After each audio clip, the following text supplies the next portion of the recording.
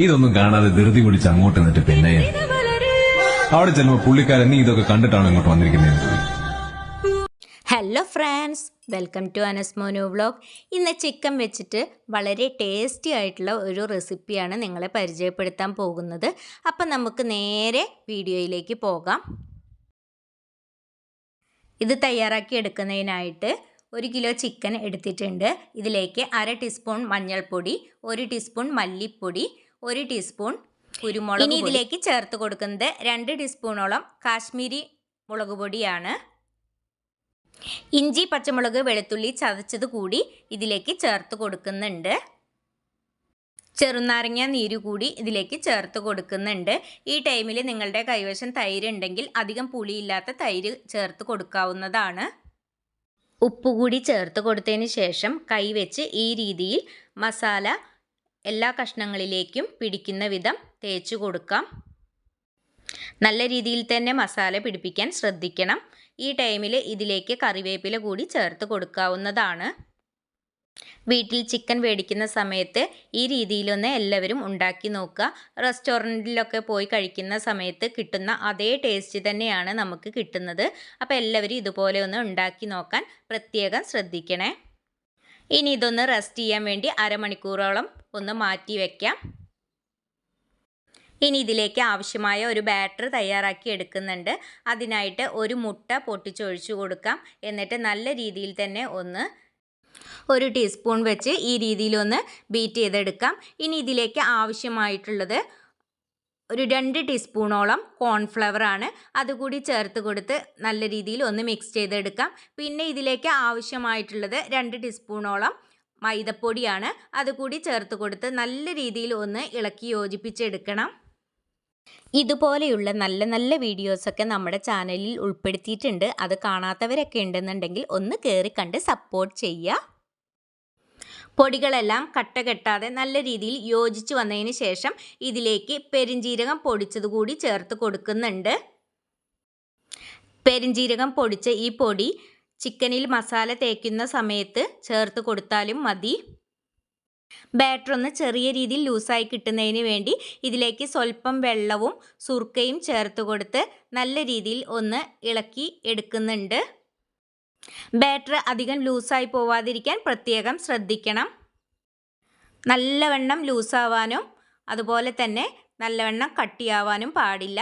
ഇനി നമ്മൾ നേരത്തെ തയ്യാറാക്കി വെച്ചിരുന്ന ചിക്കനിലേക്ക് ഈ ബാറ്റർ ഒന്ന് ഒഴിച്ചു കൊടുക്കാം. എന്നിട്ട് നല്ല രീതിയിൽ ഒന്ന് തിരുമ്മിയെടുക്കാം. ചിക്കന് ഒരു കോട്ടിങ് കിട്ടുന്നതിന് വേണ്ടിയിട്ടാണ് ഇങ്ങനെ ചെയ്തെടുക്കുന്നത്. എല്ലാ ചിക്കൻ കഷ്ണങ്ങളിലും ഈ ബാറ്റർ എത്തുന്ന വിധം നല്ല രീതിയിൽ തന്നെ തേച്ച് പിടിപ്പിക്കാൻ ശ്രദ്ധിക്കണം. ഇനി ഇതുപോലെ മസാല പിടിപ്പിച്ചതിന് ശേഷം റെസ്റ്റ് ചെയ്യാനൊന്നും വെക്കേണ്ട ആവശ്യമില്ല. ചൂടായ എണ്ണയിലേക്ക് ഇട്ട് വറുത്ത് കോരി എടുക്കാവുന്നതാണ്. എണ്ണ ചൂടാക്കാനായി വെച്ചിട്ടുണ്ട്. എണ്ണ നന്നായി ചൂടായി വരുന്ന സമയത്ത് ഇതിലേക്ക് ഓരോ ചിക്കൻ പീസും ഈ മസാലയിലേക്ക് ഒന്നുകൂടി മുക്കിയെടുത്തതിന് ശേഷം ഇത് ഇട്ട് കൊടുക്കുക. എന്നിട്ട് നല്ല രീതിയിൽ തന്നെ ഒന്ന് ഫ്രൈ ചെയ്തെടുക്കണം. ഫ്രൈ ചെയ്തെടുക്കുന്ന സമയത്ത് ആദ്യത്തെ 2 മിനിറ്റ് ഫ്ലെയിം നന്നായി കൂട്ടി വെച്ച് കൊടുക്കുക. അതിനുശേഷം ഫ്ലെയിം കുറച്ച് കൊടുക്കണം. ഇല്ലെങ്കിൽ ചിക്കൻ ഉള്ളു വെന്ത് കിട്ടാൻ പ്രയാസമായിരിക്കും. ചിക്കൻ്റെ ഒരു ഭാഗം വെന്ത് വന്നതിന് ശേഷം മറുഭാഗവും ഇതുപോലെ ഫ്രൈ ചെയ്തെടുക്കണം. ഫ്ലെയിം കൂട്ടി വയ്ക്കുന്ന സമയത്ത് ചിക്കൻ കരിഞ്ഞു പോകാൻ സാധ്യതയുണ്ട്.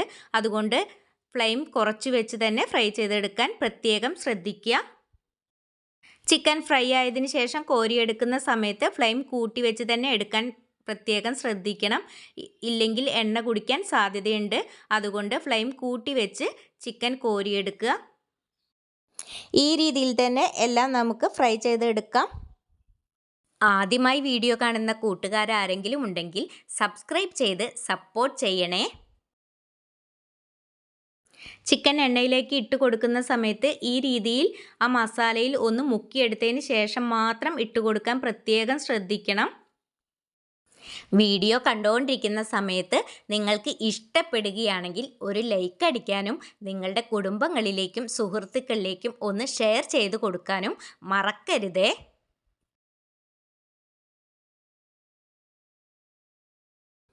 ഇനി ഇതിലേക്ക് ഒരു സോസ് തയ്യാറാക്കി എടുക്കാനുണ്ട്. അതിനായിട്ട് ഒരു ബൗൾ എടുത്തിട്ടുണ്ട്. ഇതിലേക്ക് ഒരു 2 ടീസ്പൂണോളം ടൊമാറ്റോ കെച്ചപ്പ് ചേർത്ത് കൊടുത്തിട്ടുണ്ട്.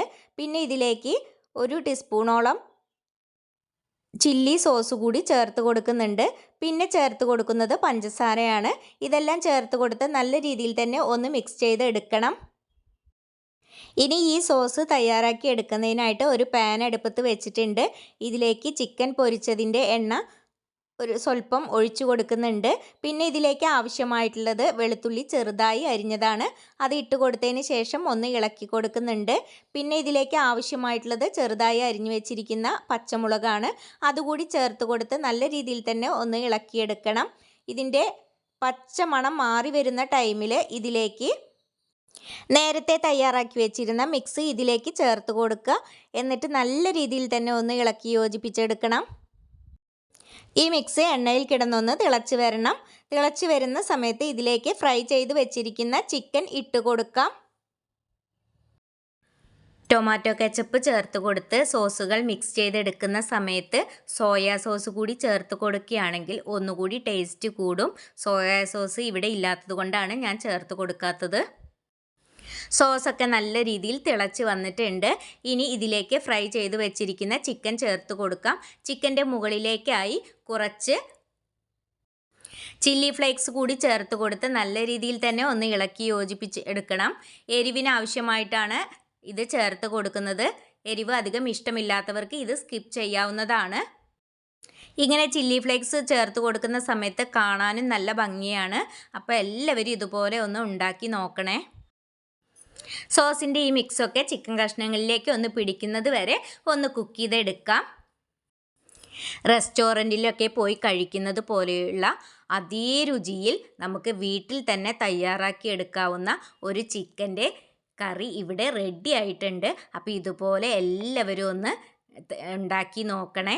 ഉണ്ടാക്കി നോക്കിയിട്ട് നിങ്ങളുടെ വിലയേറിയ അഭിപ്രായങ്ങൾ കമൻറ്റിലൂടെ അറിയിക്കാൻ മറക്കരുത്. അപ്പോൾ ഇത് റെഡി ആയിട്ടുണ്ട്. ഇനി ഇതൊരു സെർവിങ് ബൗളിലേക്ക് മാറ്റുന്നുണ്ട്. ഇത്രയും നേരം വീഡിയോ കണ്ട് സപ്പോർട്ട് ചെയ്ത എല്ലാവർക്കും ഒരുപാട് നന്ദി. അടുത്ത നല്ലൊരു വീഡിയോയുമായി കാണുന്നതുവരേക്കും എല്ലാവർക്കും ബായ്.